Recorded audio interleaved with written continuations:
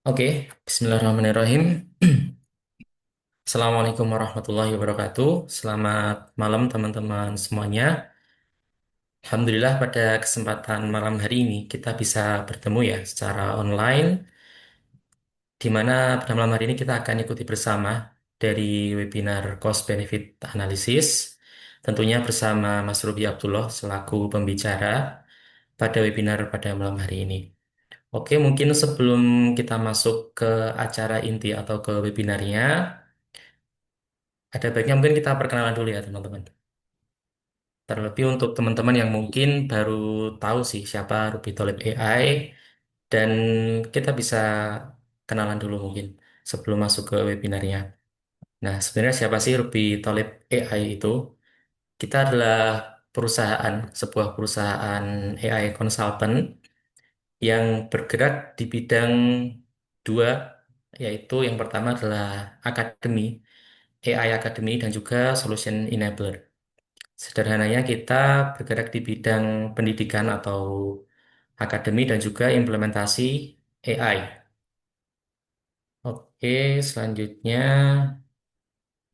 Nah, untuk layanan kami ada AI Consultation, kemudian Custom AI Solution, AI Model Deployment and Integration, AI Academy, AI Talent Managed Service, dan juga Corporate AI Training. Secara garis besarnya adalah seperti itu untuk layanan kami.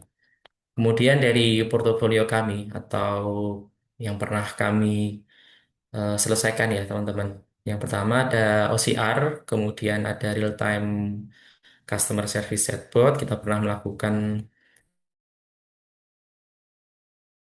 hal-hal itu. Kemudian chatbot for internal data yang dihubungkan dengan dokumen, SQL atau pencarian web. Kemudian kita juga banyak di bidang mining ya teman-teman. Di auto QC, crack and defect detection dan juga di bidang manufaktur untuk mendeteksi crack dan juga defect atau anomali. Kemudian selanjutnya kita juga video analytics safety gear detection and movement tracking dan juga terakhir AI company training in-house corporate class. Nah, dari kesekian portofolio tadi, kita alhamdulillah sampai saat ini kurang lebih 3 tahun sudah berhasil membantu dari 21 clients dan menyelesaikan lebih dari 40 project. Karena beberapa di antara klien-klien kami ada yang repeat untuk project ya teman-teman. Jadi alhamdulillah sampai saat ini kita bisa berhasil menyelesaikan 40 lebih dari project yang membantu perusahaan-perusahaan tersebut. Selain dari implementasi AI, dari Ruby Taleb AI juga ada akademi seperti yang kami sampaikan di awal tadi, di mana kelas-kelas di Ruby Taleb AI itu ada online class dan juga online course. Itu yang paling umum ya di Ruby Taleb AI. Kelas-kelasnya ada machine learning, kemudian LLM, ada NLP, computer vision, data engineering, Python programming for AI. Ini adalah kelas yang benar-benar bisa diikuti oleh teman-teman yang mungkin dari nol atau dari belum memiliki background programming ya teman-teman. Jadi kurang lebih nanti sebelum mungkin teman-teman kalau tertarik ya untuk ikut kelas machine learning, LLM atau NLP, computer vision, dan apalagi yang kelas advance ini. Nah, teman-teman itu kami sangat merekomendasikan dan kami sangat menyarankan untuk memiliki basic Python terlebih dahulu karena nanti di kelas-kelas AI tersebut seperti machine learning dan lain-lain nanti untuk Python ini akan sangat membantu dan mungkin bisa kita bilang sebuah kewajiban ya untuk menguasai dari topik-topik AI yang ada di Ruby Talib Academy. Nah, di bulan Februari ini, karena kita setiap awal bulan dan juga akhir bulan, itu kita mengadakan atau membuka pendaftaran dari online kelas ya, teman-teman. Di mana di Februari awal ini, di tanggal 11 Februari besok, kita akan buka kelas data engineering di mana kelas ini bertujuan untuk membantu teman-teman kalau misal tertarik untuk jadi data engineer. Karena di sini nanti akan belajar bagaimana life cycle seorang data engineer atau data engineering itu sendiri. Kemudian banyak sekali eh, kita belajar bagaimana perusahaan-perusahaan atau industri itu menggunakan eh, pipeline data atau life cycle-nya seperti apa di perusahaan itu untuk kebutuhan datanya. Kemudian nanti dari nol sampai punya data pipeline sendiri, karena teman-teman akan belajar dari introduction sampai 7 pertemuan untuk belajar bagaimana membangun data pipeline, dan pada akhirnya nanti teman-teman punya portofolio yang bisa teman-teman gunakan atau sebagai bukti skill teman-teman di kelas data engineering. Kemudian selanjutnya kita juga ada kelas Python Programming for AI. Seperti yang kami sampaikan di awal tadi, ini adalah kelas untuk teman-teman yang mungkin berpikir mau pindah atau pivot ke AI ya, untuk belajar AI. Teman-teman kami sarankan untuk menguasai Python lebih dahulu di kelas Python Programming for AI. Kita padatkan teman-teman. Jadi 15 pertemuan ini termasuk banyak. Sebelumnya kita mungkin 10 pertemuan dan kita selalu update materi. Kalau misal di batch selanjutnya kita perlu update materi, kita akan update materi teman-teman. Jadi ada 15 pertemuan, teman-teman akan belajar menguasai dasar Python, kemudian machine learning, dan juga nanti di akhir akan membuat portfolio project untuk membangun sebuah model machine learning. Kemudian kelas yang selanjutnya kita ada kelas WhatsApp CRM Chatbot Mastery. Di sini teman-teman nanti akan membangun sebuah WhatsApp dengan topik khusus CRM ya teman-teman. Untuk yang siap production, kemudian nah ini otomasi bisnis dan payment flow ya WhatsApp. Kemudian teman-teman akan dipandu oleh mentornya bagaimana mendeploy sistem yang aman, kemudian scalable dan reliable. Kemudian kelas yang terakhir yang kita buka di Februari awal ini adalah Machine Learning on Production. Ini adalah kelas yang paling lama di Ruby Tutorial AI karena kita sudah buka sebanyak 14 batch ya teman-teman. Di kelas Machine Learning ini nanti ini beratkan adalah kelas lanjutan dari Python. Jadi setelah teman-teman belajar Python, teman-teman belajar Machine Learning, bagaimana nge-ship Machine Learning model sampai ke production. Kemudian juga bagaimana nanti maintenance-nya di production. Dan sebagai informasi buat teman-teman, untuk kelas Ruby Talk AI ini, jadi tidak setiap kita ikut kelas atau teman-teman mungkin ikut kelas nanti akan dapat sertifikat. Karena sertifikat itu nanti akan teman-teman dapatkan kalau teman-teman mengerjakan tugas besar atau membangun sebuah portofolio project ya. Jadi tidak tidak semudah itu istilahnya untuk teman-teman dapat sertifikat dari kelas ini. Sebenarnya juga bisa kalau teman-teman benar-benar apa ya istilahnya mungkin niat dan benar-benar ingin belajar ya teman-teman nanti akan dipandu oleh mentor-mentor kami untuk membangun sebuah portofolio project dari kelas-kelas yang kami sebutkan tadi. Nah, selain dari online class itu, karena online class ini adalah pembelajaran yang berbasis live session ya teman-teman. Teman-teman nanti akan belajar langsung dengan mentor tatap muka melalui Zoom atau Google Meet nanti. Kalau di online course itu teman-teman belajar melalui video pembelajaran atau yang sudah direkam ya.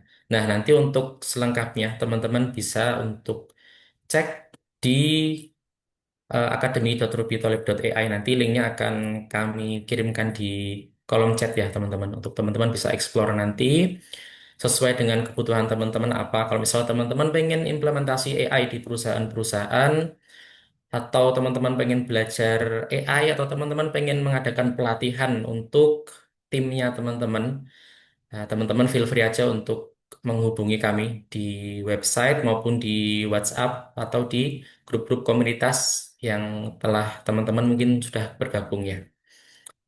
Nah, mungkin itu teman-teman untuk perkenalan dari perusahaan kami. Untuk selanjutnya untuk webinar, insya Allah akan segera kita mulai kepada Mas Ruby Abdullah selaku pembicara untuk webinar pada malam hari ini. Kami persilahkan Mas untuk bisa memulai. Bismillahirrahmanirrahim. Assalamualaikum warahmatullahi wabarakatuh. Selamat malam teman-teman semuanya. Di Jumat malam ini mungkin energi kita sudah tinggal setipis tisu. Setelah lelahnya bekerja dari Senin sampai Jumat, insya Allah besok hari libur. Semoga teman-teman besok libur ya. Bahkan kadang-kadang teman dev ada yang Sabtu Ahadnya lembur mungkin atau kerja sampai malam. Atau mungkin buat teman-teman yang berbisnis besok masih harus bekerja, semangatlah buat semuanya kayak gitu karena memang di Jumat sore ini biasanya energi kita sudah habis-habisan kayak gitulah karena memang habis kita peras habis-habisan selama seminggu kemarin ya dari Senin ya kayak gitu. Kenapa aku mulai dengan itu? Aku mulai dengan suatu hal yang nggak biasa karena aku malam ini lagi capek banget. 5 hari ini aku kerja sampai malam terus ya hampir, hampir tiap hari aku kerja sampai malam, dari pagi sampai malam nggak pakai istirahat. Jadi malam ini betul-betul aku letoy banget, tapi aku akan berusaha yang terbaik karena alhamdulillah Allah kasih aku hobi ngajar. Jadi kadang tuh aku kalau habis ngajar, energiku tiba-tiba balik kayak gitulah, walaupun besoknya tambah teler pas paginya bangun tidur. So, aku udah sedia kopi. Aku barusan beli kopi bubble gum, teman-teman. Sorry banget ya, mungkin buat teman-teman yang nggak biasa kenal saya, mungkin di komunitas atau di sosial media.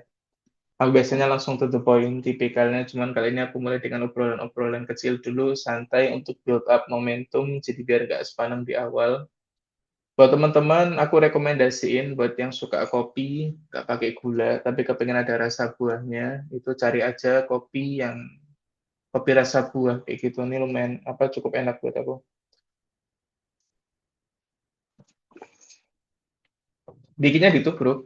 Nggak, aku nggak ada mesin espresso, mahal coy, mesin espresso.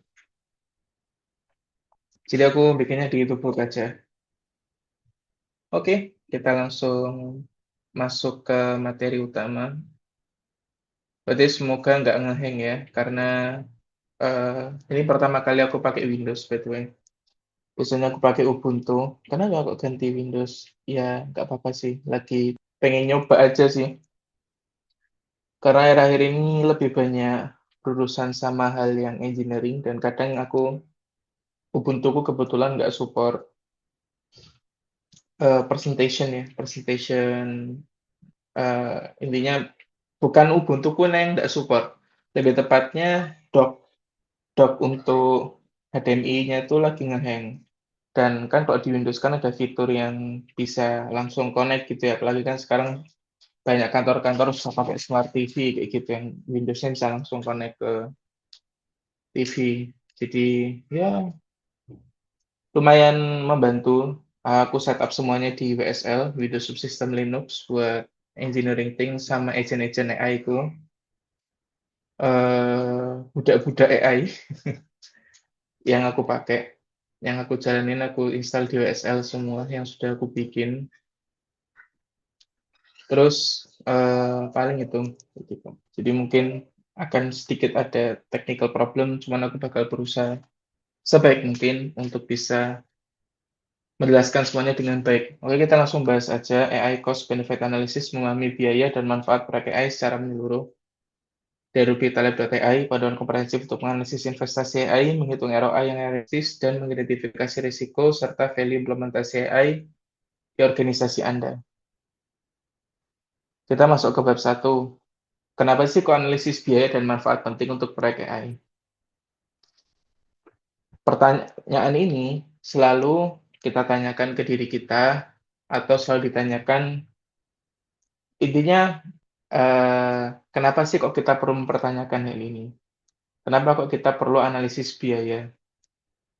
Karena investasinya besar, teman-teman. Proyek AI itu biasanya memerlukan investasi signifikan dan kompleks yang membutuhkan evaluasi matang sebelum implementasi. Eh, dan kebanyakan orang itu ingin mengimplementasikan AI, tetapi budget yang dikasih itu sedikit.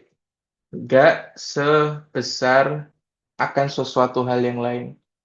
Cuman, Di sini bukan berarti aku gresuloh, apa ya bahasa Indonesianya, sambat. Sambat bahasa Jawa. Mengeluh. Itu masuk akal untuk sebuah keputusan bisnis untuk melakukan hal tersebut. Karena memang mereka bukan perusahaan teknologi.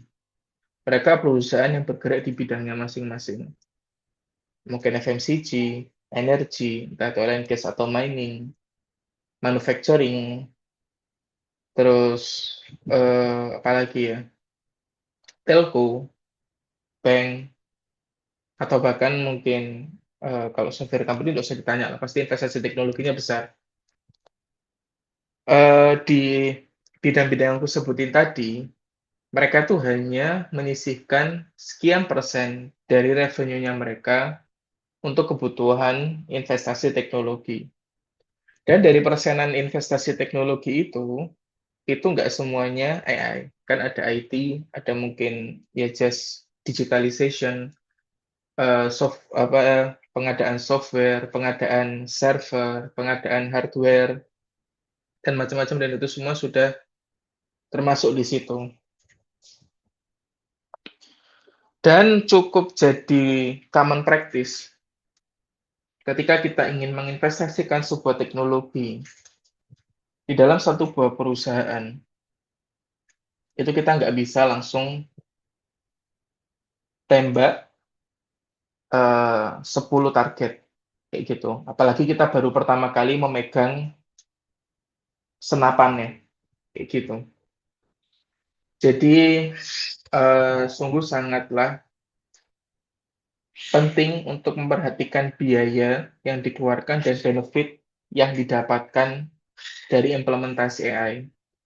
Di sini mungkin aku bakal juga membawa best practice terhadap implementasi teknologi di perusahaan yang kebetulan aku pakai pribadi untuk mengembangkan bocil-bocilku, maksudnya AI agent yang aku pakai sekarang untuk memudahkan kehidupanku. Mungkin teman-teman mikir ini Ruby kok bisa ya bisa ngonten, ya bisa ini, ya bisa itu ya karena saya punya bocil-bocil yang saya suruh kayak gitu.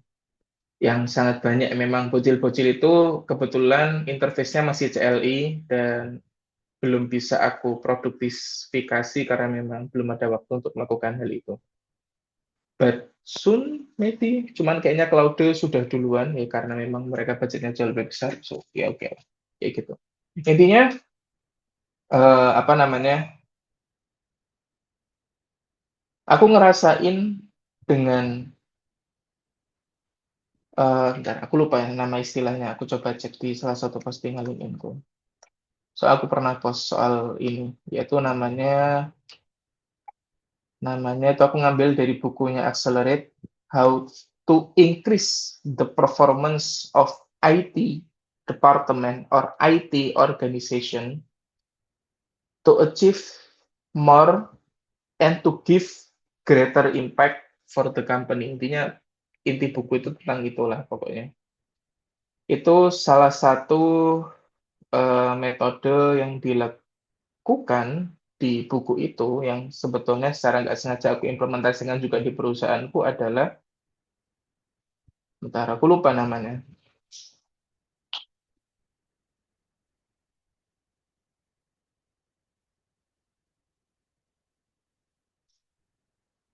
Wait, this matrix salah satu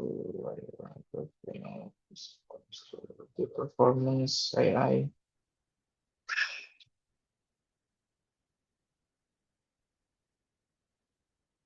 Truncated based development. Jadi gimana caranya kita membangun satu buah sistem itu nggak langsung mak bedunduk, komplit, tapi kita bangun sedikit demi sedikit, tapi sering. Jadi kayak kecil-kecil, tapi iteratifnya cepat, kayak gitu. Dan nanti mungkin kita bisa perbesar skalasinya, skalasi development-nya dan seterusnya. Aku selalu menyarankan ke setiap klienku, walaupun mungkin aku bisa dapat uang lebih banyak ya, dengan mereka minta fiturnya tambah banyak, ininya tambah banyak, tapi aku selalu sarankan ke setiap klienku, apalagi untuk yang baru memulai digital transformation. Ini aku nggak ngomongin yang sudah memulai. Kalau yang sudah memulai, digital transformation atau e-transformation mengerjakan proyek besar itu hal yang common kayak gitu. Karena memang ya justru mereka lagi ingin menskalasi proses development itu supaya lebih cepat kayak gitulah dengan ada di outsource-kan ke consulting company kayak gitu. Tapi kalau yang belum, selalu aku ajarinnya mulai dari yang kecil dulu aja. Dan di sini aku bakal coba bahas dari perspektif yang paling kecil. Karena aku juga sering dimintain konsultasi sama UMKM dan dimintain konsultasi juga sama organisasi yang gede banget. Ya mungkin skala perusahaannya 1.000 kali lebih besar daripada perusahaanku. Jadi mungkin lebih sih, enggak sih, ya 1.000 kali, 1.000 kali, I think 1.000 kali, kayak gitulah. Dan memang disitulah pentingnya kita dalam melakukan analisa biaya, seperti itu. Terus kemudian pentingnya juga keputusan berbasis data, bukan cuma atas dorongan pribadi, bukan atas cuma dapat ilham dari langit di kamar mandi sambil buang air. Kan kadang kita suka dapat ide ya di situ. Dan kemudian penting juga ini untuk mitigasi resiko, menghindari jebakan biaya tersembunyi dan risiko yang tidak terukur di sepanjang siklus proyek. Ngomongin soal pengambilan keputusan berbasis data, karena memang kebanyakan manusia itu setiap keputusannya irasional, kemudian mereka mencari data atau justifikasi untuk mendukung atas keputusan yang irasional itu. Itu manusia.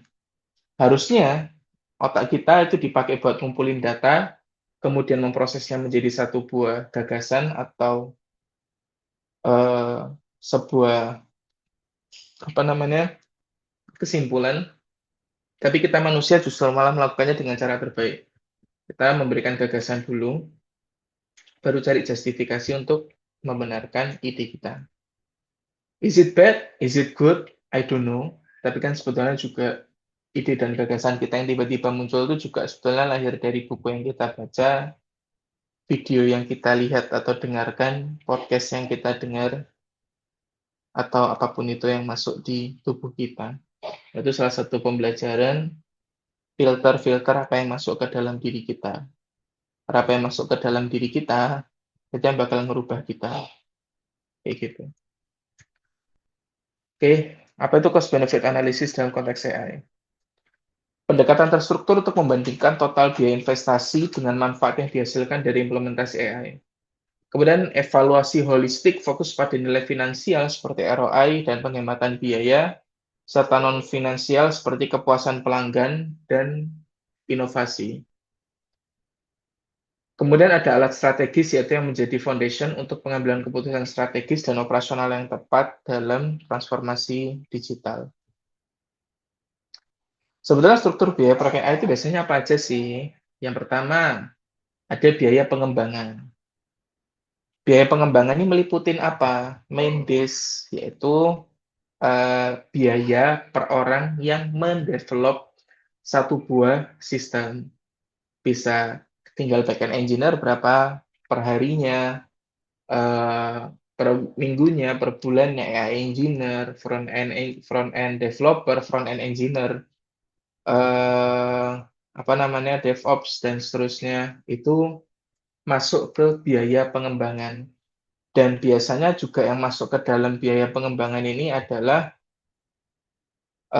hal-hal seperti kayak mungkin tool-tool yang kita pakai. Mungkin ada tool-tool yang berlisensi, ada juga software yang berbayar yang kita gunakan atau bahkan hardware yang kita gunakan untuk mengembangkan hal tersebut menjadi satu buah cost. Setelah ada biaya development, cost of development, ada juga cost of production, di mana itu meliputi biaya server, pasti biaya lisensi masih masuk, dan juga biasanya dihitung dari berapa persen developer, satu buah tim developer itu masih membutuhkan untuk selalu memonitoring sebuah software itu, nanti tinggal dikali berapa persen dari gaji per bulannya. Kayak gitu. Dan maka dari itu peran MLOps dan DevOps sangat penting karena DevOps dan MLOps itu memurahkan mengautomasi dan memudahkan proses pemeliharaan. Sebenarnya itu masuk ke pemeliharaan sih, lebih tepatnya. Terus kemudian ada biaya pemeliharaan, update, retraining model berkala, monitoring performa real time, keamanan data, dan dukungan teknis berkelanjutan. Kemudian ada biaya risiko, kemungkinan kegagalan proyek, compliance dengan regulasi, dampak reputasi, dan biaya opportunity cost. Di sini aku sudah nyiapin whiteboard. Gimana kita akan mencoba untuk melakukan simulasi cost dari sebuah project AI.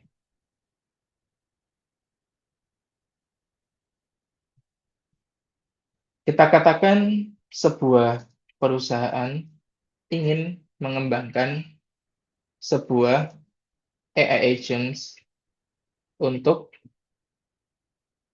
jadi apa ya, AI agents untuk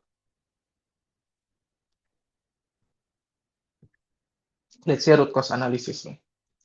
Root cause analysis terhadap data-data internal perusahaan.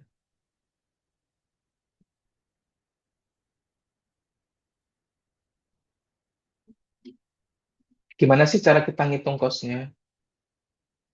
Pertama, di sini kan tadi aku sempat sebutin ada cost of development, cost of production or implementation, ada cost of maintenance, sama cost resiko cost ya, risk apa ya bahasa yang tepatnya bahasa Inggrisnya ya, biaya resiko, cost of risk. Oke, kita bicara soal cost of development. Let's say dalam mengembangkan ini kita butuh AI engineer 2 orang dengan seniority 1 senior dan 1 junior. Kemudian juga adanya seorang DevOps 1 orang dengan seniority mid to senior. Kemudian juga ada PM sebagai project manager kayak gitu. Dan biasanya si senior ini juga bisa nyambi-nyambi dikit jadi tech lead kayak gitu lah. Atau bahkan PM-nya juga bisa digabung sama tech lead. Tapi intinya ini buat simulasi aja kayak gitu. Nah, kita bisa hitung kira-kira engineer ini itu dia butuh waktu berapa jam dalam mendevelop satu buah eh, produk ini. Di sini aku membawa perspektif, teman-teman bertanya, ini aku membawa perspektif aku sebagai konsultan yang aku jualan ke klien atau perspektifku sebagai seorang konsultan menghitung kosku pribadi dalam mengerjakan proyek itu atau gimana? Di sini aku ngasih perspektif aku sebagai konsultan mengerjakan proyek ini kosnya berapa? Ibarat kata ini HPP ku. Dan atau juga sebagai sebuah perusahaan yang kalau kepengen mengimplement AI, tapi engineer-nya masih internal kayak gitu, bukan ke outsource. Saya engineer 2 orang di sini untuk 1 senior,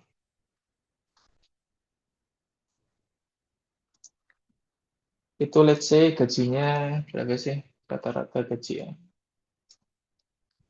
AI senior developer.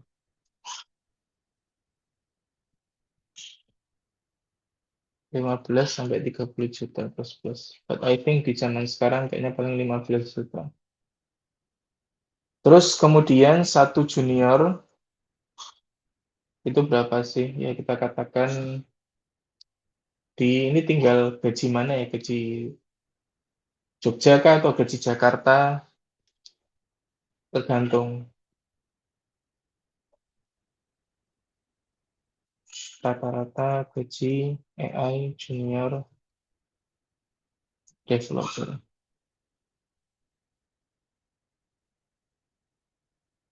Oke. Kita katakan di 8 juta. Ini aku ngambil rate Jakarta karena memang kebanyakan brand kita dari Jakarta kayak gitu. Kalau rate Jogja atau rate Jawa Tengah biasanya bisa dibagi dua atau dibagi 1,5 dari angka ini. Kayak gitu. Dan semua biasanya tergantung kebijakan perusahaan juga. Kemudian DevOps satu orang, mid to senior, biasanya gajinya di 12 juta. Oke, dari masing-masing developer ini, kira-kira dia akan menggunakan waktunya berapa jam sih dalam satu minggu. Let's say di sini satu senior, biasanya senior itu akan menghandle lebih banyak project daripada junior. Maka dari itu, biasanya senior itu paling dia cuma hanya 10 jam per week. Yang junior yang pasti akan lebih banyak di sekitar 20 jam sampai 30 jam per week. Cuman biar aman, di sini aku kasih 30 jam per week. DevOps, dia biasanya paling cuman I think 10 jam per week. Itu pun nggak di setiap proses development dia ada. Kayak gitu. Biasanya ada di awal dan di akhir si DevOps ini. Oke, butuh waktu berapa lama dari cost of development ini? Let's say kita katakan 4 bulan lah untuk mengembangkan ini. Berarti kita hitung aja. Seperempat kali ini berarti di angka 15 bagi 4 itu sekitar 3,75 ditambah ini 6 juta berarti 9,75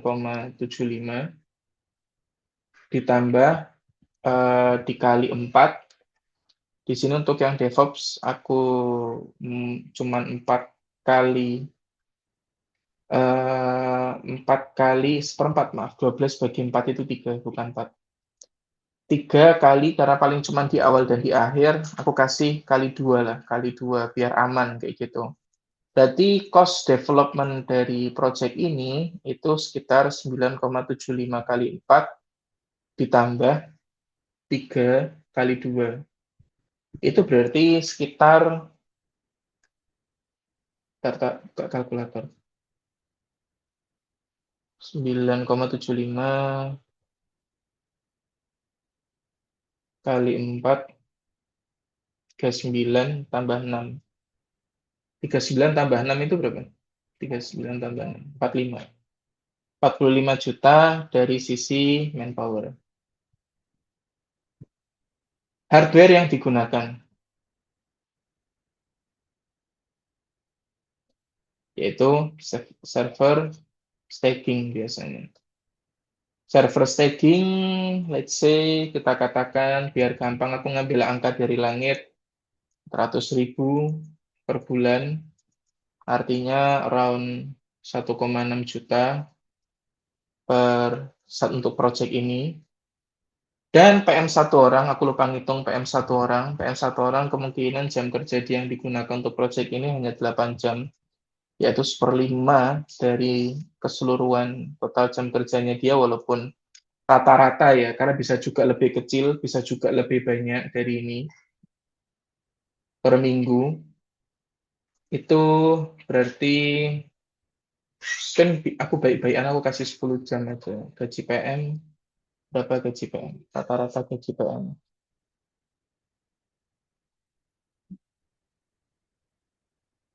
Oke, I think it's around 11. Terus biar gampang 12 juta, biar gampang dibagi 4. Berarti dia juga sama, 3 dikali 4 equals to 12 juta. Berarti total sisi manpower-nya, sorry ini tak pindah.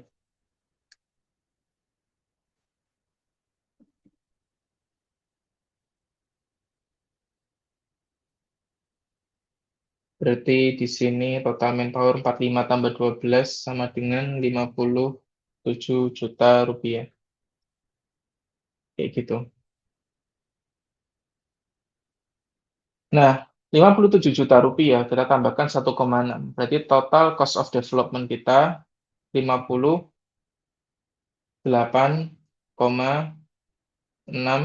juta rupiah. Oke ya, sabar. Di sini server staging angkut tembak, ini kalau seandainya kita pakai API Managed Service atau AI Managed Service.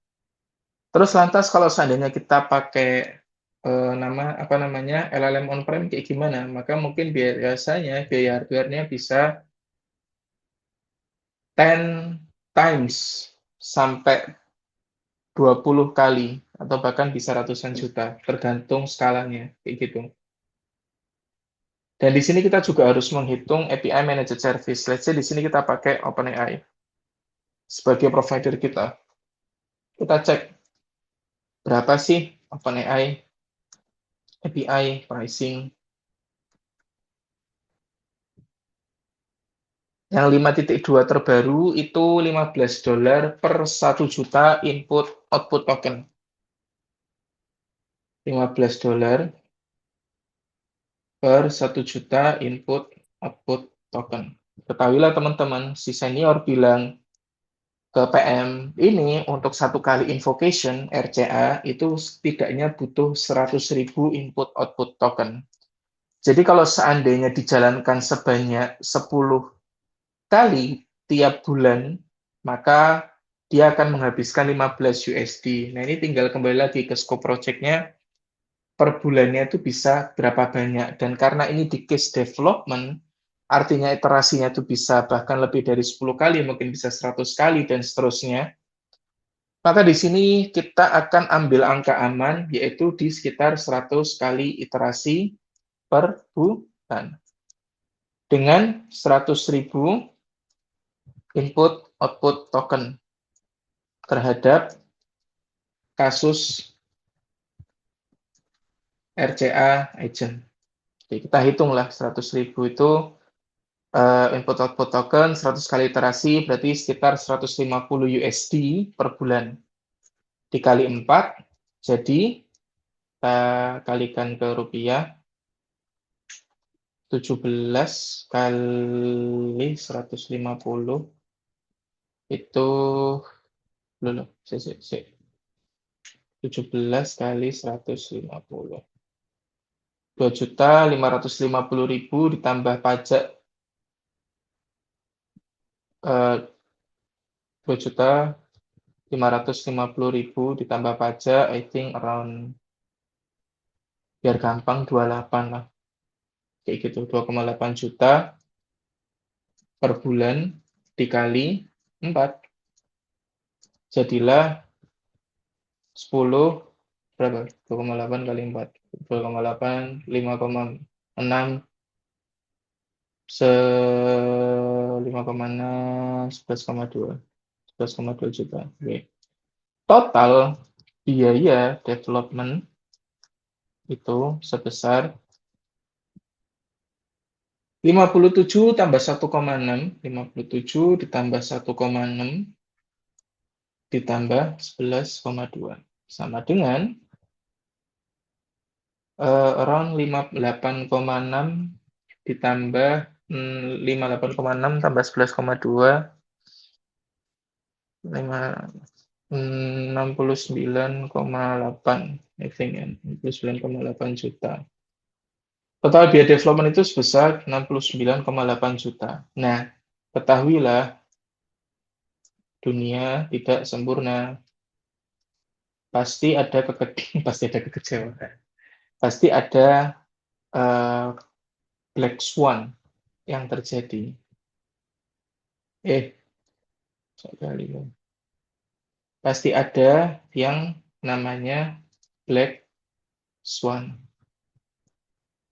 Nah, cost ini kita kali alpha, atau mungkin aku sebutnya alpha ya, alpha, di mana alpha ini adalah satuan pengali untuk manajemen resiko.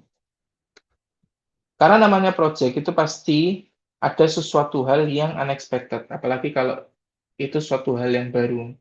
Dan namanya dijadiin project, bukan produk atau jualan sesuatu hal yang sudah jadi, itu pasti ada sesuatu yang tidak terduga. Nah, pengalinya biasanya berapa? Kalau aku pribadi, alfa yang aku pakai itu nilainya adalah 1,5 sampai 3. Kapan aku pakai 1,5 dan kapan aku pakai 3? 1,5 ketika aku rasa proyeknya sangat predictable dan full software. Tidak ada pengadaan hardware di di skopku. Dia akan menjadi 3 atau bahkan mungkin bisa lebih, tapi biasanya aku cuma 3 sih maksimal. Ketika ada pengadaan hardware, dan apalagi kalau aplikasi tersebut atau tool yang digunakan tersebut itu ada hubungannya sama hardware, dan hardware di sini nggak cuma hardware compute, tapi kamera dan seterusnya. Karena resikonya besar, kayak gitu. Dan 1,5 sampai 3 ini nggak apa ya, mirip kayak garam. Teman-teman tambahin jadi wasin, teman-teman kurangin jadi anyep. Milihnya pakai seni. Tinggal teman-teman mau pilih yang mana. Kayak gitu. Dan ini jadi cost of development. Sekarang kita masuk ke cost of production. Sebetulnya cost of production sama cost of maintenance itu aku lebih senang tak jadiin satu. Ngitungnya. Biar nggak kebanyakan tabel. Nah, cost of production sama cost of maintenance itu butuhnya apa? Server production.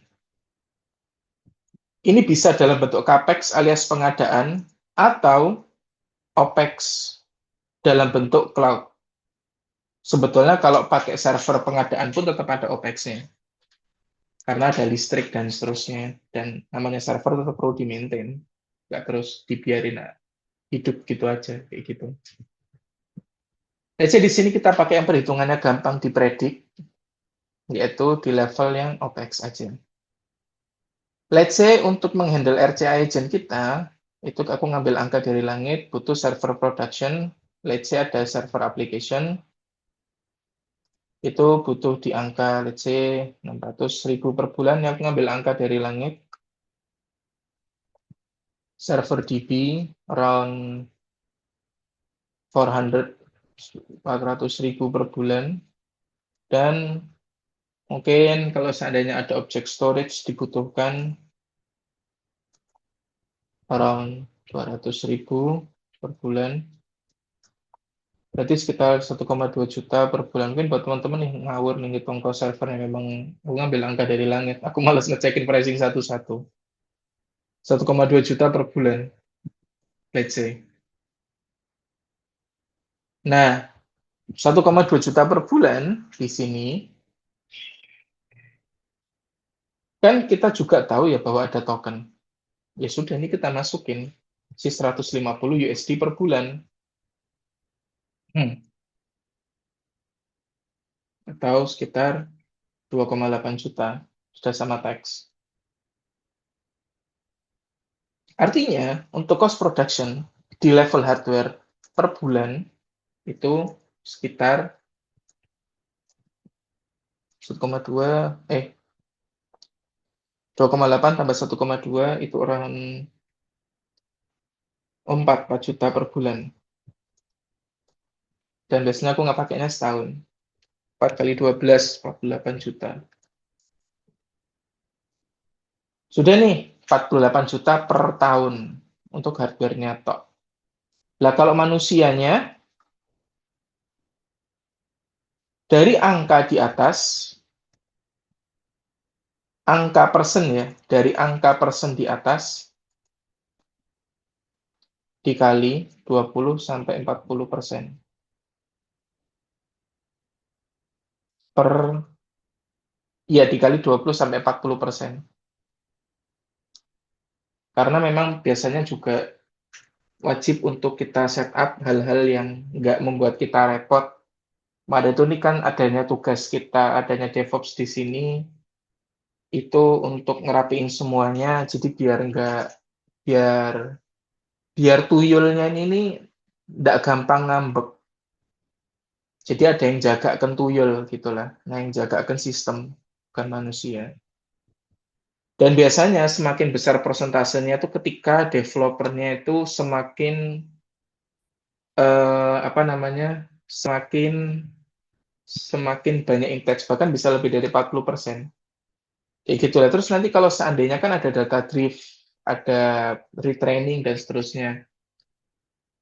Itu 20-40% berdasarkan pengalamanku masih aman. Karena kita selalu wajib, wajib, wajib, wajib, wajib, wajib, wajib bangun sistem supaya kita semakin murah kayak gitu.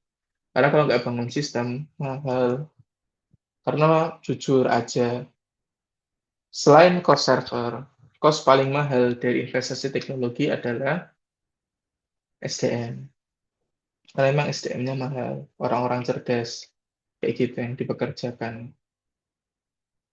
Maka dari itu, pentingnya adanya sistem itu supaya nggak terlalu banyak mengeluarkan cost di situ. Gitu.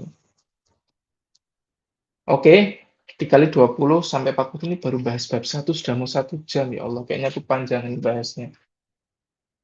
Terus, apa namanya, sudah nih, let's say berarti untuk cost personnya buat ngurusin maintenance, berarti itu kan tadi 69,8 juta ya, kali 40% lah. 40% itu sekitar berapa? 69 kali 40% kali 4, 280, 28 juta. 28 juta. 28 juta. Artinya, cost per tahun 48 ditambah 28 alias 7, 7 berapa? 76 juta. Terus, sudah nih kita dapat cost per tahun. Sama, ada alfa 1,5 sampai 3, kayak gitu. Kok ini? Total orangnya 57, kok 69,8. Nah, 57 ya berarti di sekitar 24 lah. 24 juta. Berarti ini 24, 76 tambah 24. Kok 76 tambah 24? 48 tambah 24, 72. Sama, alpanya 1,5 sampai 3. Again, semua tergantung resikonya seberapa besar. Nah, cost of risk ini pentingnya kita mengetahui resiko-resiko yang terjadi. Dan di sini pentingnya kita adanya batasan terhadap satu buah sistem. Nggak bisa satu buah sistem itu bisa melakukan segala hal yang kita inginkan. Kayak gitu. Kalau seandainya tiba-tiba rame yang pakai aplikasi tersebut, tiba-tiba jadi 1.000 RCA, kan jebol cost OpenAI-nya.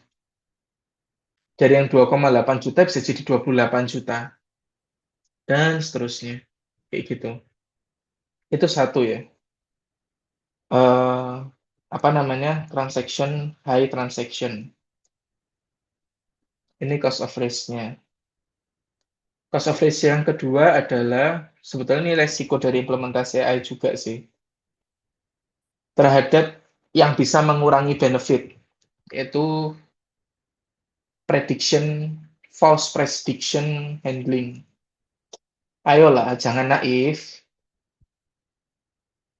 Semua proyek AI itu pasti ada, dia ngawur prediksinya. Nggak semuanya 100%. Kita harus ada skema buat ngehandle itu. Nggak bisa kita percayakan AI 100%. Kecuali kalau memang kita sudah bikin fallback layer yang sangat banyak dan fallback layer itu tuh diisi dengan AI lagi, diisi dengan AI lagi, diisi dengan AI lagi yang lain. Dan itu biasanya butuh cost riset yang cukup besar. Dan false prediction handling ini kalau nggak dihandle dengan baik, bisa kehilangan trust dari user. Loh mas ini prediksinya jelek, prediksinya gagal. Padahal mungkin prediksinya gagal itu cuma 1 banding 100 percobaan. tapi itu masih besar sebetulnya. Jadi false prediction handling. Gimana caranya kita melakukan AI fallback? AI fallbacknya by system, by human, bebas. Tapi harus ada false prediction handling. Kemarin, bukan kemarin. Iya kemarin ya, salah. Kemarin atau kapan ya? Bukan kemarin, deh, bukan kemarin. Selasa kalau nggak salah aku ngajarin soal sebenarnya bukan Selasa atau sih banyak di kelas-kelasku tuh aku ngajarin AI. Ini kalau kita berhubungan sama supervised learning ya, yang kategorikal ya, entah deteksi, klasifikasi, you name it. Teman-teman punya dua opsi, menjadikan recall 100% atau menjadikan precision 100%. Dan itu tergantung dari resiko kesalahan prediksinya lebih besar yang mana. Tapi teman-teman tidak mungkin dan tidak akan pernah bisa menjadikan dua-duanya 100%. Apalagi untuk kasus-kasus AI yang sangat edge cases, material, science, or manufacturing, or mining, or whatever.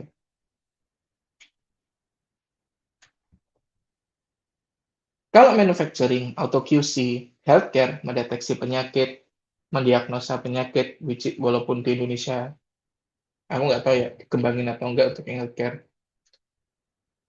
maka recall wajib 100%. Karena recall itu kan dia menghukum false negatif. False negatif itu adalah ini ada defect nih, ada cacat. Tapi kok AI-nya nggak detect, kan bahaya. Sedangkan kalau kita ngomongin false positif, nggak ada cacat, ada cacat, ya kan tinggal dilihat lagi sama petugasnya, udah ada, oh, aman, ya wis. Kayak gitu.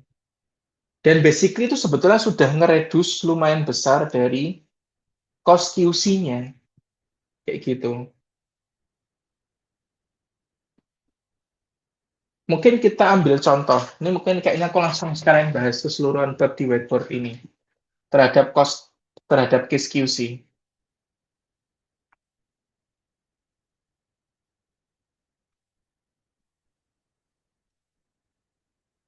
Let's say kita ngomongin, again ya, masalah risiko tadi ya. Kan kita bilang recall adalah chip 100%. Karena recall itu dia menghukum false negatif. Artinya, AI kita, kalau seandainya dia ngelihat ada cacat, pasti kedeteksi. Pasti kedeteksi. Pasti kedeteksi kalau ada cacat. Pasti kita bikin recall 100%. Tapi mungkin precision-nya nggak bisa 100%. Ya mungkin di 90% atau 92%. Kita katakan pahit-pahitan 90% lah, walaupun mungkin sebetulnya bisa dibikin 95%. Kita bikin fallback-nya adalah ketika AI mendeteksi ada cacat, maka petugas akan mengecek ulang dari eh, dari objek tersebut. Oke,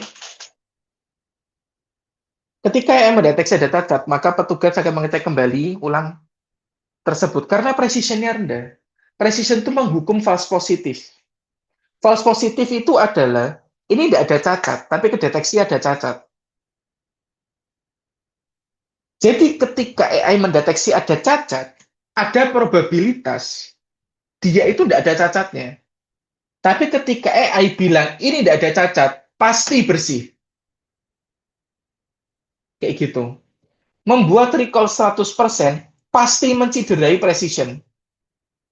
Mungkin kalau teman-teman training object detection yang AP-nya 98%, 99%, tapi recall-nya tidak 100%, ya jangan. Efisiensinya tidak akan berjalan dengan baik. Recall-nya 100% aja, threshold-nya diturunin. Precision-nya pasti jadi korban. Yang mungkin tadinya 99, jadi mungkin 95, 93, 92, atau bahkan 90 paling parah. Tapi kan gini teman-teman. Kalau teman-teman ngelihat ini aja, yang tadinya 100% material itu harus dicek sama QC, sekarang Cuman 10%. Cuman 10% yang dicek oleh QC. Artinya ini 90% efisiensi. 90% itu angka yang sangat besar loh buat sebuah perusahaan besar. Artinya kita cuman butuh tenaga QC 10%. Karena 90% sudah diakomodir sama si AI. Apalagi, tahu nggak teman-teman, dalam satu batch di manufacturing, paling ya, yang ada cacat, itu nggak sampai 5%. 5% itu aja sudah kurang bagus artinya. Berarti efisiensinya tinggal dihitung sendiri. Kalau yang cacat ada 5%, itu yang terjadi adalah maksudnya eh, maka efisiensinya pasti lebih besar daripada 90%. Cuman biasanya aku yang selalu katakan yang ini, karena I don't want to overpromise on things. Kayak gitu. Nah, ngomongin cost benefit analysis kembali. Ini kan kita sudah ngomongin benefit ya. Ini benefit, ini part of benefit. Cara ngitungnya gimana? Ya dikembalikan ke duit. Dikembalikan ke duit terhadap kira-kira kalau seandainya petugas QC harus 100% melakukan QC, butuh berapa duit? Kayak gitu. Maksudnya butuh berapa duit untuk menjalankannya dalam memproses 100 batch setiap hari. Oh ya, berarti tinggal dikali aja berdasarkan salary dari QC employee-nya. Kayak gitu. Nanti tinggal dibandingkan sama cost of development, production, sama maintenance. Biasanya kalau development itu eh, biasanya kita hitungnya ditarik ke 1 tahun, maintenance juga sama, dan juga dihitung dari benefitnya selama 1 tahun. Sekarang kita katakan kita kembali lagi, let's say cost untuk ngembangin ini, aku ngambil angka dari langit, 400 juta sudah sama maintenance dan production selama 1 tahun. Gaji QC ada 30 orang, per bulannya adalah 30 kali 6 juta, sama dengan 180 juta per bulan, dikali 12, around 18 kali 12, 12 kali 6, 12 kali 6 itu 72, 72 kali 3, 216 ya, 216 juta, 2,16 M.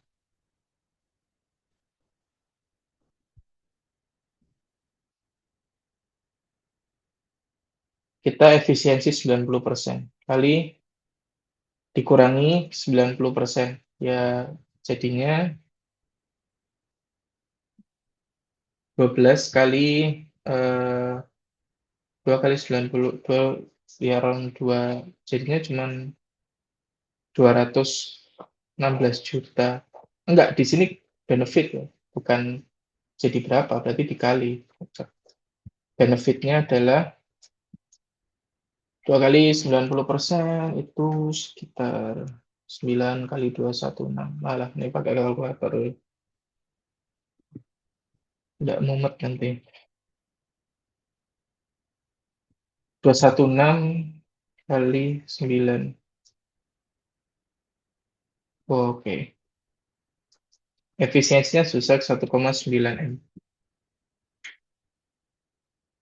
Dan biasanya aku turunin. Aku nggak bilang 90%, aku bilangnya 70%. Sebagai margin of resiko. biar nggak untuk manajemen ekspektasi. Berarti sekitar berapa? Kali 70%, 216 kali 7, 1512, 1,5 M efisiensinya. Dibandingkan sama 400 juta, 1,5 M. Masih ada selisih 1,2 M per tahun ya. Dan pasti di tahun-tahun berikutnya ini angkanya lebih kecil karena kan development cuma di awal. Kayak gitu.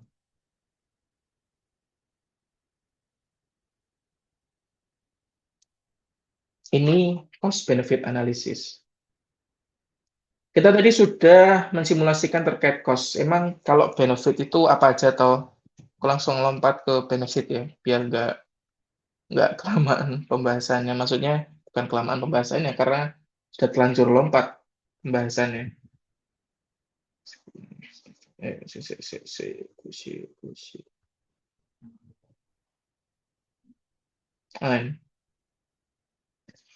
Manfaat dan value yang dihasilkan oleh AI, efisiensi operasional, itu bisa diuangkan. Keputusan yang lebih baik dan lebih cepat, ini juga bisa diuangkan. Kok bisa? RCA agent itu untuk mempercepat keputusan dan mempercepat pengambilan data terhadap suatu hal. Yang dihajar ini jujur sedikit lebih susah hitung benefitnya.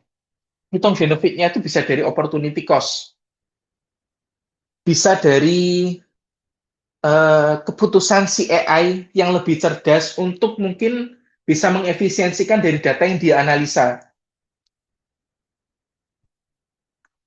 Itu juga bagian dari benefit. And then, apa lagi ya? Ya, dua itu. Kemudian ada inovasi produk, pengembangan layanan baru, basis AI, personalisasi customer experience, dan diferensiasi kompetitif. Ini biasanya dicek dari growth. Apakah dengan adanya mungkin penambahan kayak personalized pricing, atau recommendation system, dan seterusnya, itu apakah bisa meningkatkan revenue atau enggak, kayak A/B testingnya YouTube. Sekarang YouTube ada thumbnail A/B testing, walaupun sudah lumayan ya. Atau ads sekarang ada A/B testingnya dan seterusnya, kayak gitu bisa ningkatin revenue atau enggak. Dan dampak sosial, inklusi digital, cuman di sini let's talk about money. Mostly di dua ini, kalau ngomongin di industri yang kebanyakan dan industri yang make sense. Di Indonesia kebanyakan di dua ini. Industri-industri besar, FMCG, manufacturing, energi, ya dua ini intinya. Kayak gitu.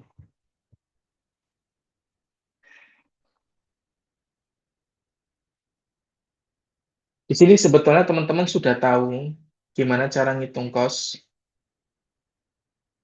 dan gimana cara ngitung benefit. Ya, kemudian cara membandingkannya dan dibungkus, kemudian dipresentasikan. Sekarang aku mau ngasih tambahan satu materi.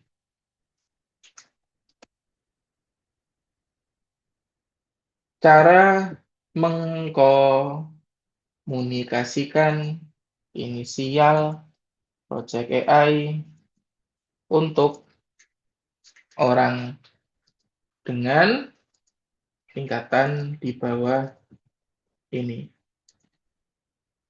Satu, UMKM.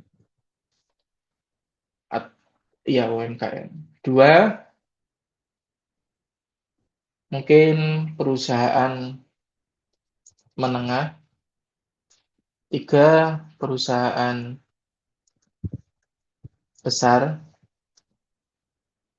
belum implement AI, atau bahkan kok belum implement ya?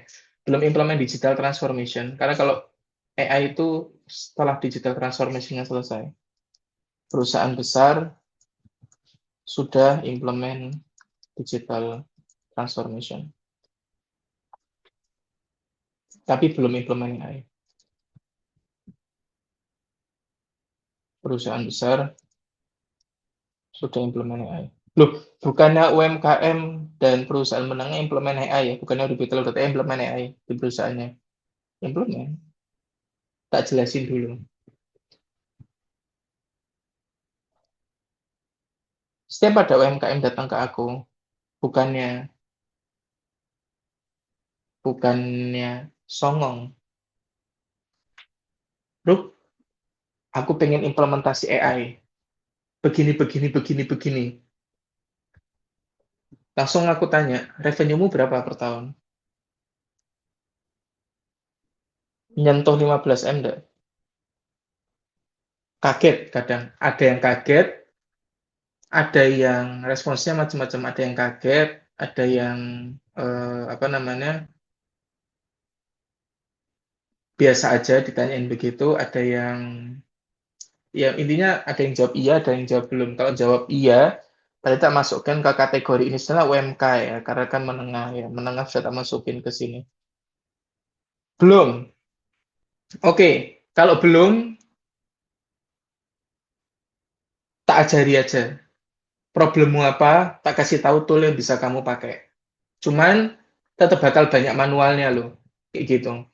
Tapi paling sudah bisa mangkas 90 7 ya 50 sampai 70% effortmu dan perusahaanmu. Kayak mungkin aku mengenalkan beberapa tool AI ke perusahaan kecil ini, bisa kamu gunakan. Terus kalau bisa lebih advance, kamu bisa belajar make.com dan seterusnya. Intinya menyisipkan setiap SOP AI di setiap tool-tool ini yang mungkin langganannya cuma ratusan ribu per bulan, silakan pakai itu dulu. Kayak gitu, sama digedein salesnya. Terus kalau perusahaan menengah gimana? Kalau perusahaan menengah, baru di sini aku bicara soal investasi yang nggak terlalu besar. Dan kadang juga kalau problemnya bisa diselesaikan dengan SaaS AI yang sudah ada di luaran sana, tak suruh pakai itu dulu. Ketika mereka sudah menemukan kesulitan di beberapa hal, karena biasanya kalau pakai SaaS yang sudah ada, itu ada keterbatasan terhadap case bisnisnya dia yang cukup niche, problemnya terhadap dirinya sendiri, itu biasanya aku tawarin hal-hal yang cukup murah untuk aku bantu dia. Kemudian ada perusahaan besar, belum implement digital transformation, biasanya aku diskusi sama klien tersebut.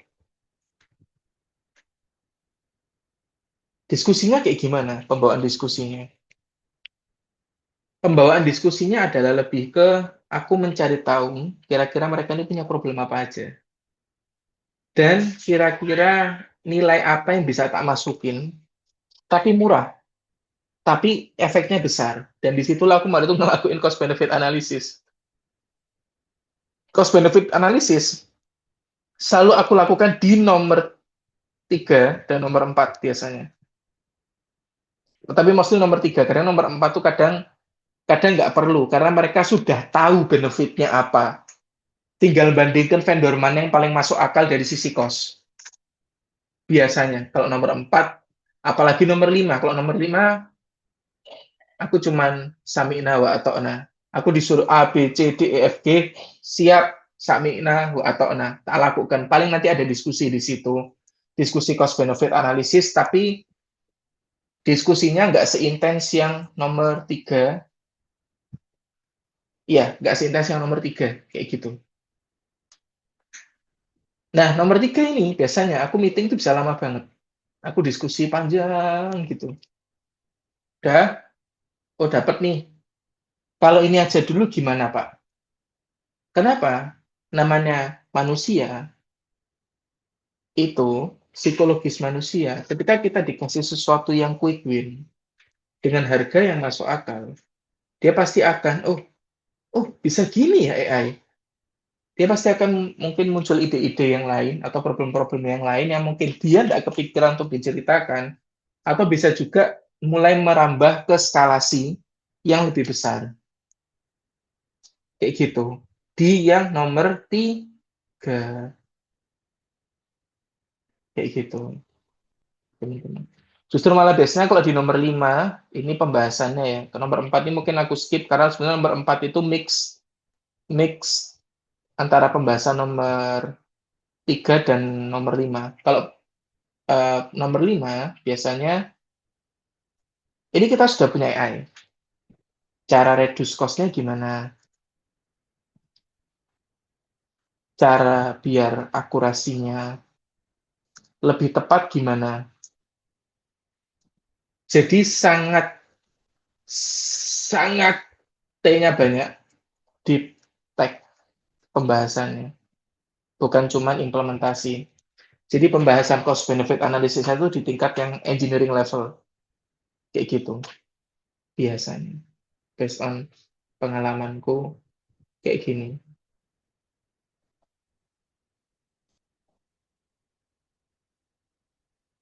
Dan nomor 5 biasanya nggak ada, kayaknya aku nggak cerita aja. Nggak ada, aku nggak cerita aja. Sorry, sorry. Jadi kayak gitu. Ini caranya aku biasanya mengkomunikasikan terkait implementasi AI, benefit AI ke 5 level layer kehidupan. Kayak gitu. Memang kita lihat AI perusahaan apa? UMK kah, menengah kah, besar kah? Iya, rahasia. Amin, jadi perusahaan besar. Doain, doain. Doain, doain. Ayo, doain. Berarti recordingnya jangan diupload di YouTube ya. Mungkin diupload di YouTube nggak apa, tapi unlisted aja, dikirim ke komunitas saja. Soalnya banyak pembahasan yang very, very sensitif di sini. Saya bukan nggak terlalu sensitif, mungkin karena punya aneh, we. Kayak gitu. Jadi, apa namanya, itu, ya. Sebetulnya inti pembahasannya di sini, guys.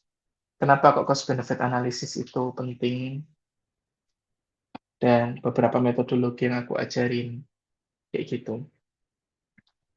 Sebetulnya aku ada satu kelas yang jauh lebih detail membahas ini, gratis, nggak berbayar. Itu di strategi AI anti boncos video base. Tadinya itu berbayar, cuma tak gratisin. Teman-teman cari aja di academy.rubitlet.ai dan enroll aja. Itu materi aku pakai aslinya buat Growin. Tahu ya Growin ya? Yang, kok gitu sih? Aku pernah diundang jadi pembicara di situ, di platform aplikasinya mereka, jadi pemateri. Aku bahas itu. Terus materinya aku redesign dan aku pakai buat jualan. Aku pakai buat jualan. Aku pakai buat ngajarin. Ya, jualan. Berarti itu yang asli. Ya kan, tapi kan sekarang tak gratisin. So, ya gitulah intinya. Jadi, apa namanya, begitu. Oke, aku izin buka obrolan. Barangkali ada yang tanya langsung atau belum ada. Oke, di sini kita langsung masuk tanya jawab. Monggo buat teman-teman tanya jawab dibuka. Mungkin kita buka dua penanya dulu. Nanti bisa aku perpanjang, bisa enggak. Tergantung energiku. Karena energiku sudah tinggal 10%. Kayak gitu. Tapi nggak apa, aku usahain buat teman-teman. Let's go! Oh, teman-teman, ada yang mau ditanyakan nggak? Raise hand aja, atau via chat kayak gitu. Atau kalau ada yang kurang cocok dengan dan ingin memberikan pendapat sendiri, I'm open. I'm very, very open with that. Mari kita perkaya ilmu ini dengan diskusi yang sehat, kayak gitu.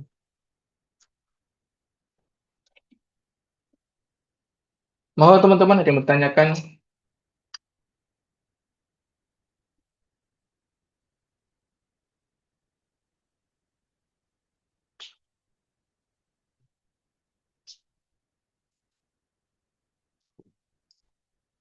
Mas, bagaimana untuk perhitungan cost benefit untuk internal perusahaan? Yang aku ajarin tadi itu untuk internal perusahaan, betul. Bukan aku jualan. Which is sebetulnya sama. Cuman beda dari struktur pricing-nya aja. Kayak gitu.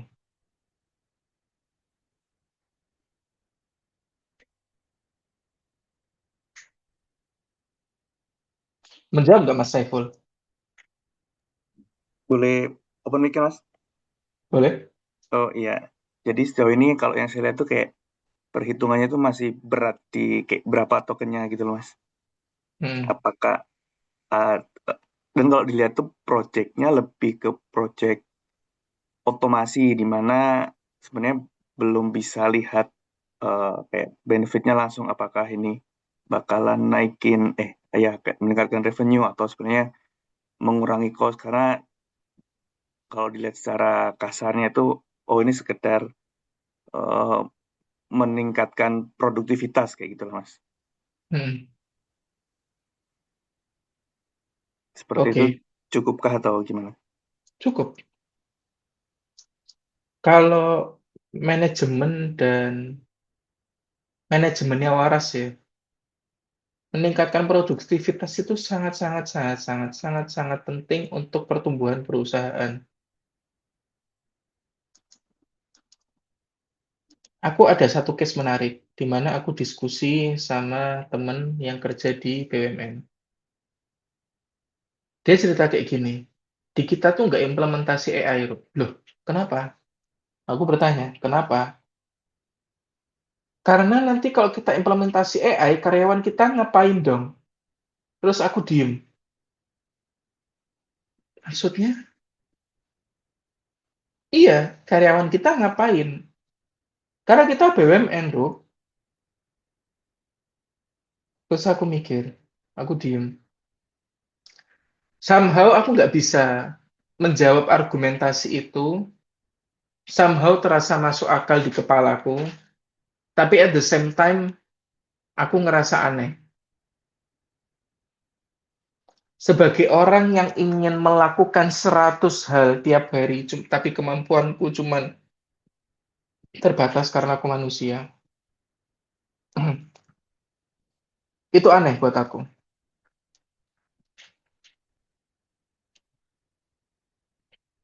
Jadi, eh, memang semua tergantung dari industrinya sih, Mas Saiful.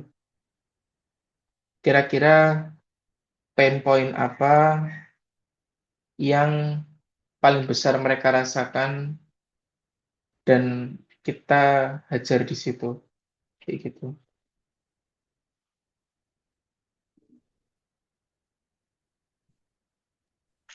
Siap, siap.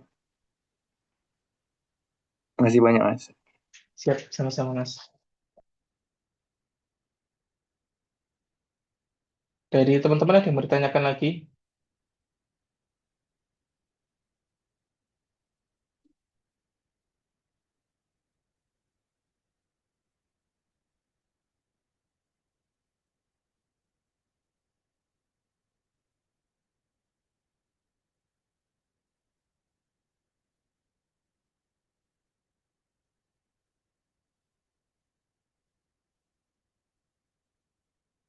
Oke, kalau nggak ada yang mau ditanyakan, saya izin hitung mundur. 10, 9, 8, 7, 6, 5, 4, 3, 2, 1. Sebelum teman-teman meninggalkan webinar ini, tolong ketik di chat. Satu, kalau teman-teman ngerasa kebantu dengan materi webinar pada malam hari ini. Dua, kalau teman-teman ngerasa biasa aja dengan materi webinar ini. Tiga, teman-teman ngerasa nggak setuju, nggak cocok, atau bahkan nggak kebantu dengan materi di webinar pada malam hari ini. Karena aku butuh feedback atas setiap materi dan value yang aku kasih di setiap materinya.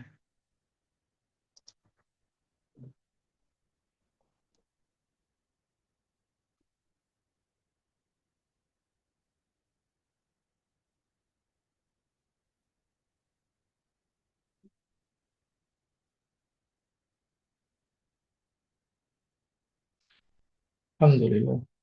Kalau gitu. Oke, paling itu aja untuk materi kita. Malah kurang panjang. Siap. Yang versi lebih panjangnya ada di video course gratis yang nanti Mas admin Mas Najib tolong di share di grup ya, yang course gratis itu, yang strategi AI anti boncos itu lebih lengkap pembahasannya. Bahkan aku, ya intinya lebih lengkap lah pembahasannya, kayak gitu di situ. Bahkan sempat aku bikin use case ngelis 10 problem dan 10 sudah aku tonton. Walah, sudah Thomas. Siap, siap, siap, siap. Ya nanti kapan-kapan kita coba produksi yang lebih mantap lagi, insya Allah. Oke, sip. Paling itu aja. Terakhir sebelum aku tutup, buat teman-teman silahkan follow sosial media kita, LinkedIn. Seringkali aku pakai bahas buat bisnis and teknologi, tech stack, profesionalisme engineer, Instagram. Seringkali aku bahas terkait hal-hal yang aku bahas di LinkedIn, tapi versi lebih friendly untuk market Instagram, jadi pembahasannya lebih ringan. Ikutin terus di komunitas kalau kepengen ada pembahasan yang super teknis atau follow threadku kalau ada ingin pembahasan konten yang super teknis. Dan mungkin itu aja. I wanna give as much value as I can as a person. Karena salah satu salah satu apa ya? Salah satu apa ya? Coach, I think coach. I don't know ya bahasa yang lebih tepat apa intinya. Kiblatku dalam nge-give value sebagai konsultan bisnis itu Alex Hormozi, shout out to him. Aku dengerin bukunya, baca nontonin YouTube-nya dia, dan intinya it's all about giving value kayak gitu. So I hope I'm giving you a value. So mungkin itu aja teman-teman. Terima kasih. Semoga bermanfaat dan sampai jumpa di lain kesempatan di webinar-webinar yang lain. Maybe super teknis, mungkin seperti ini atau macam-macam. Itu aja dari aku. Aku kembalikan ke Mas Najib. Monggo Mas. Oke, terima kasih Mas Ruby Abdullah atas penyampaian materinya ya untuk webinar pada malam hari ini. Dan terima kasih buat teman-teman semuanya atas kehadirannya sampai di akhir sesi ini untuk webinar pada malam hari ini. Pesan saya teman-teman tetap stay di komunitas di Ruby Talib AI, terkhusus di webinarnya ya, karena akan kita share, kita setiap bulan kita usahakan mengadakan 4 kali webinar. Itu yang paling banyak. Kalaupun realistisnya mungkin 2 atau 3 webinar ya setiap bulannya. Kita usahakan untuk adakan selalu webinar secara gratis buat teman-teman bisa dapat value dari situ. Mungkin itu dari kami. Sekali lagi terima kasih untuk teman-teman semuanya. Untuk rekaman nanti akan kita up besok insya Allah. Jadi teman-teman bisa dengarkan ulang untuk webinar pada malam hari ini. Kami tutup untuk malam hari ini. Sekian, terima kasih. Assalamualaikum warahmatullahi wabarakatuh.